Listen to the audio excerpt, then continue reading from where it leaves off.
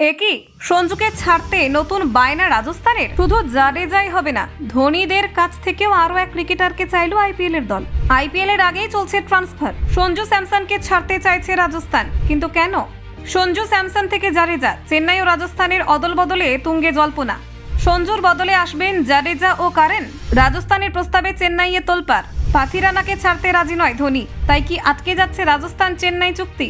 11 বছরের সম্পর্কের ইতি টানছেন সঞ্জু স্যামসন। রাজস্থানের সিদ্ধান্তে চমক ক্রিকেট দুনিয়ায়।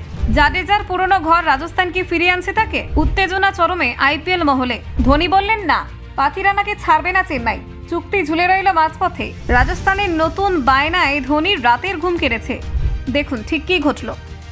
আইপিএল এর আসন্ন মরশুমের আগে ট্রান্সফার উইন্ডো ঘিরে শুরু হয়ে গিয়েছে জোর জল্পনা। এরই মধ্যে সব দলকে বোর্ডের কাছে জমা দিতে হবে ধরে রাখা ও ছেড়ে দেওয়া খেলোয়াড়দের তালিকা।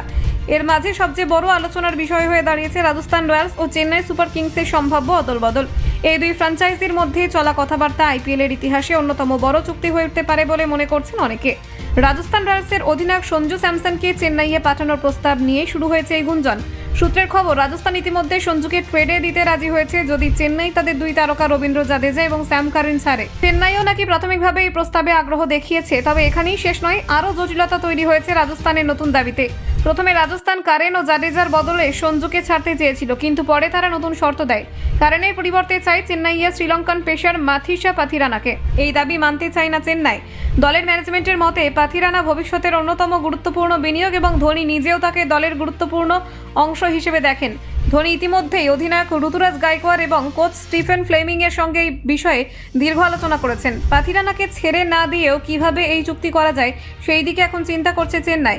একাধিক বিকল্প প্রস্তাব নিয়ে ভাবনা চিন্তা চলছে, তবে সিদ্ধান্ত এখনো হয়নি। অন্যদিকে রাজস্থানের ভিতরে চলছে তীব্র আলোড়ন। দীর্ঘ 11 বছর ধরে দলের সঙ্গে থাকা সঞ্জু স্যামসন ছিলেন ফ্র্যাঞ্চাইজির মুখ।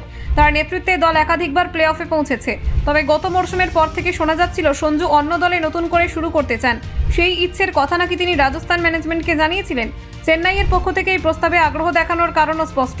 ধোনি ধীরে ধীরে পিছিয়ে আসছেন এবং দলের ভবিষ্যৎ অধিনায়ক হিসেবে সঞ্জুর মতো অভিজ্ঞ ভারতীয় ব্যাটারকে তারা উপযুক্ত মনে করছে।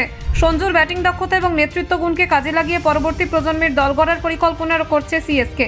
রবীন্দ্র জাদেজার ব্যাপারে চেন্নাইয়ের অবস্থান কিছুটা জটিল। তিনি আইপিএলের ইতিহাসে চেন্নাইয়ের সবচেয়ে নির্ভরযোগ্য অলরাউন্ডারদের একজন। তবে রাজস্থানের হয়ে তার ক্যারিয়ারের সূচনা হয়েছিল প্রথম মরশুমে রাজস্থানের হয়ে আইপিএল জেতেন জাডেজা।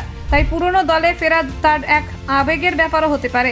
রাজস্থানও জানে জাডেজার মতো বহুমুখী খেলোয়াড় পাওয়া সহজ নয়, তাই তাকে দলে ফেরানো মানে দলের ভারসাম্যে বড় সুবিধা পাওয়া। অন্যদিকে চেন্নাইয়ের হয়ে একাধিক শিরোপা জয় করেছেন জাডেজা, ফলে তাকে ছাড়লে বড় শূন্যতা তৈরি হতে পারে। স্যাম কারেনের ক্ষেত্রেও একই কথা প্রযোজ্য। ইউরো রিপোর্ট, নির্ভীক বার্তা।